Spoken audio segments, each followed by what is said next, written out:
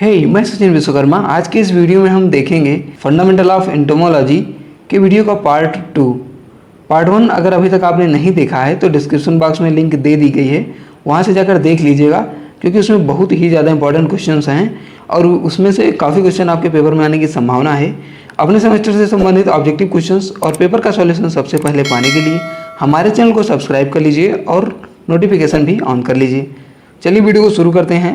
आज का पहला प्रश्न है कि एरियास वाइटेला किस फसल का कीट है।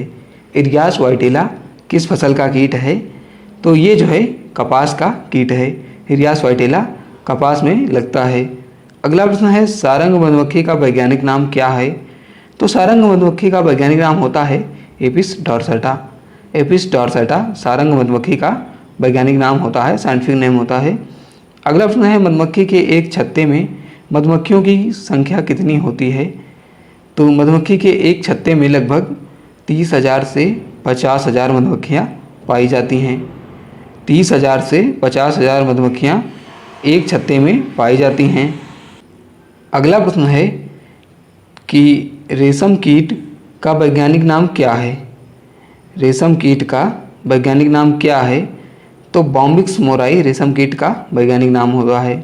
बॉम्बिक्स मोराई रेशम कीट का वैज्ञानिक नाम होता है। अगला प्रश्न है कि इरी रेशम कीट किस वृक्ष पर पाला जाता है? इरी रेशम कीट किस वृक्ष पर पाला जाता है? तो ये अरंडी के वृक्ष पर पाला जाता है। अगला प्रश्न है कि मधुमक्खी के मोम ग्रंथि पाई जाती है। मधुमक्खी में मोम ग्रंथि पाई जाती है तो श्रमिक में पाई जाती है। श्रमिक मधुमक्खी में मोम ग्रंथि पाई जाती है। अगला प्रश्न है जो मच्छी का जनन का कार्य करती है वह है? तो रानी मक्खी जो है वो जनन का कार्य करती है। रानी मक्खी जनन का कार्य करती है। अगला प्रश्न है रानी मक्खी द्वारा अनिषेक जनन द्वारा मच्छिका बनती है। तो जो रानी मक्खी अंडे देती है, अनिषेक अंडे जो होते हैं उनसे नर बनते हैं। अगला प्रश्न है कि श्रमिक मधुमक्खियों का मुख्य कार्य है? तो श्रमिक मधुमक्खियों का मुख्य कार्य होता है मधु एवं पराग इकट्ठा करना। श्रमिक मधुमक्खियों का मुख्य कार्य होता है मधु एवं पराग इकट्ठा करना। अगला प्रश्न है रेशम कीट का जीवन चक्र पूर्ण होता है, यानी कितने दिनों में पूर्ण होता है? तो ये लगभग 55 से 56 दिनों में पूर्ण हो जाता है। रेशम कीट का जीवन चक्र 55 से 56 दिनों में पूर्ण हो जाता है। अगला प्रश्न है लाख कीट का वैज्ञानिक नाम क्या है? तो लाख कीट का वैज्ञानिक नाम होता है केरिया लाखा। केरिया लाखा जो है वो लाख कीट का साइंटिफिक नेम होता है। अगला प्रश्न है लाख के कीट का मुख्य परभक्षी है? तो लाख के कीट का मुख्य परभक्षी यूबलेम्मा अमाबिलिस होता है। यूबलेम्मा अमाबिलिस लाख के कीट का मुख्य परभक्षी होता है। अगला प्रश्न है लाख के कीट के जीवन चक्र की कितनी अवस्थाएं होती हैं? तो 3 अवस्थाएं होती हैं, अंडा, शिशु और भ्रूण। अंडा, शिशु और भ्रूण ये तीनों लाख के कीट के जीवन चक्र की अवस्थाएं होती हैं। अगला प्रश्न है पिंक बालवर्म किसका एक खतरनाक कीट है? पिंक बालवर्म किसका एक यानी किस फसल का एक खतरनाक कीट है? तो ये कपास का है। पिंक बालवर्म कपास में लगता है। अगला प्रश्न है रेशम केंद्रीय रेशम अनुसंधान संस्थान स्थित है? केंद्रीय रेशम अनुसंधान संस्थान पश्चिम बंगाल में स्थित है। इसका आंसर हो जाएगा पश्चिम बंगाल।